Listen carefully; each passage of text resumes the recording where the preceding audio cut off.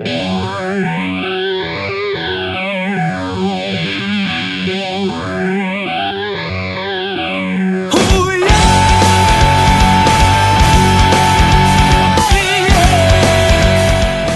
what's up, guys? This is Hans from the Eclectic podcast, and today we're going to be taking a look at the Halo 5 Guardians Master Chief from McFarlane Toys. This was one I was curious about. McFarlane has always had a soft spot in my heart. He's always done a really good job of providing high-quality figures at a cheap price. So real quick, we'll take a look at the packaging. It does come with a rec pack. And of course, it says Master Chief, 27 points of articulation. There's the Chief kind of wrapping around the side of the package. At the bottom, you can see the Halo 5 Guardians rec pack. And then on the back, it shows us kind of the figures in this wave. And then down on the lower side there on the left, it shows you the exclusives that are actually in this set. Available at participating retailers. And then the 10-inch lock figure. So let's go ahead and let's open this up and take a look at what's inside. There he is out of the package, and I've got to say, time has not stopped McFarlane from producing high-quality figures at budget pricing. Real quick, we will take a look at this in detail. The paint apps are amazing on this figure. I'm not sure how well the camera's going to pick some of this stuff up, but just starting off here, we'll look at the helmet. It does have the cracked visor, just like it does in Halo 5, and I'm not going to spoil as to how the visor does get cracked if you haven't played it yet, but it is there, and it's just kind of molded into the figure itself. There's some really beautiful silver dry paintbrush that's been done, and it just gives it a really nice weathered look. A lot of stressing that's been done to the paint job. Makes it look like he's been fatigued. He's been through a lot of battles. Some really nice details all molded in. I think it does a really good job of actually hiding the articulation as well. Some of the joints that he's got. Kind of makes it look really natural. Same thing with the feet. They look really, really good. On the back here, we get to see a lot more of that detailing with the silver paint apps. Just really looks great. Nicely weathered. All the way down into the legs. Up here at the top, you can kind of see where his head, like it appears like it would get some hindrance from that collarbone piece, but it doesn't. He's able to look down pretty far. It is on a ball joint. He can look back pretty good ways, so I mean he does get some upward movement.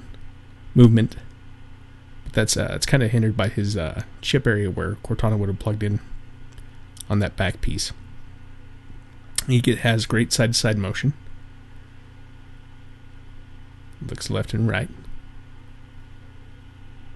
Arms are on a ball joint with a peg, and they are soft ratcheted, so it can go about that high up. It does go full 360 degrees around. No swivel right there at the upper bicep, but right there at the joint at the elbow, it does have a swivel, along with another soft ratchet. The wrists are kind of articulated the same way, where it is kind of a ball joint with a soft ratchet inside. So you get the swivel, and then you get the articulation on the wrist to where it can move up and down. The legs, I think this is the biggest hindrance to the figure. You're very limited in your forward motion. It is on a ball joint, but it doesn't, there's not enough clearance for it to actually move straight forward. Just because the way that the hips are carved out. So you don't get much back either. He does have a swivel at the knee. And again, it is on a ratchet for the knee bend. So you do get a soft ratchet in there as well. Which is nice. It really is nice. Foot is the same articulation as what we had like with the wrist.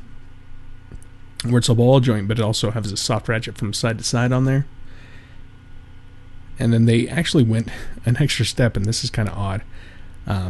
Because you are so limited with the movement within the hips. You also do have a rocker on the front toe. It's almost like a ball joint up there. Which, I mean, I guess is fine if you have unlevel ground that you're steadying it on. But because you have no major movement within the legs themselves, it's kind of just wasted. Go ahead, let's take a look at his assault rifle here. Again, nicely detailed. Some great paint apps on it. It looks like it's been distressed. It's been through some wear. You got that nice kind of white up at the top with the stripe, or I guess the sand. That green paint on the buttstock.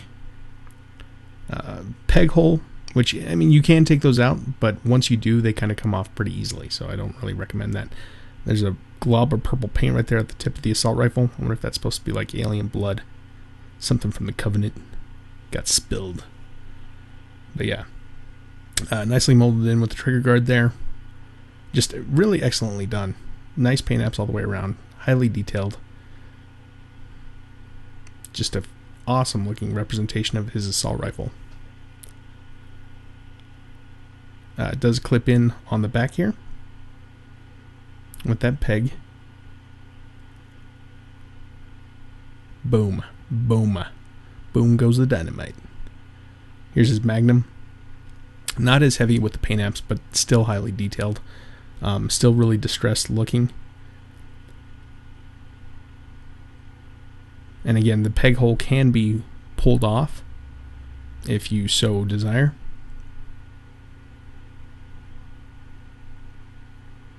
And on either side of his hips, he does have the holes to accept the pistol. So you can plug those in on either side. And they just slide on in there.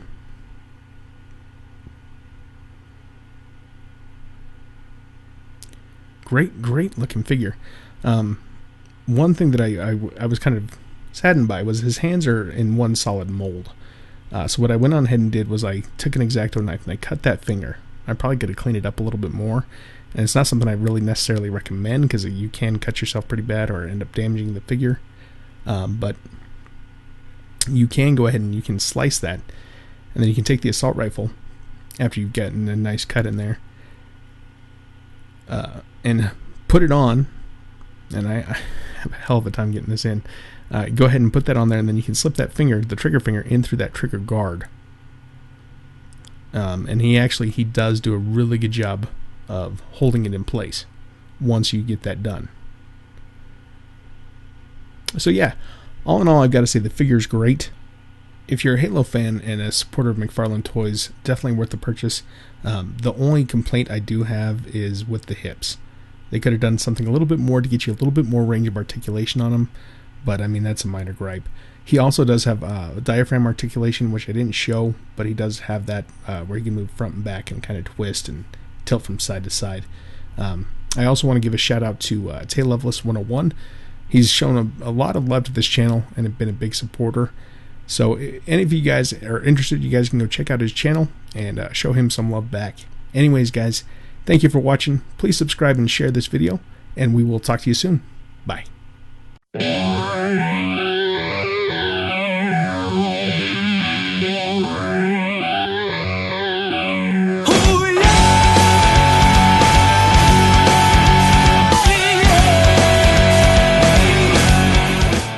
What makes this podcast unique? Hey, what's going on, everybody? This is Dylan, 130 the Eclectic Podcast, just coming at you right now. Let you know we'll be on into YouTube.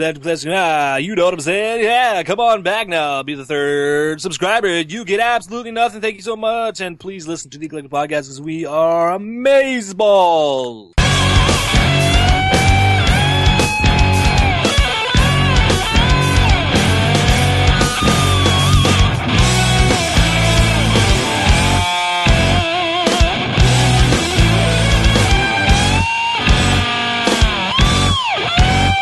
Yeah, we're probably not quoting Mel Gibson ever again. If you want to listen to lizard people or hear all about lizard people, lizard people, let them go, lizard people.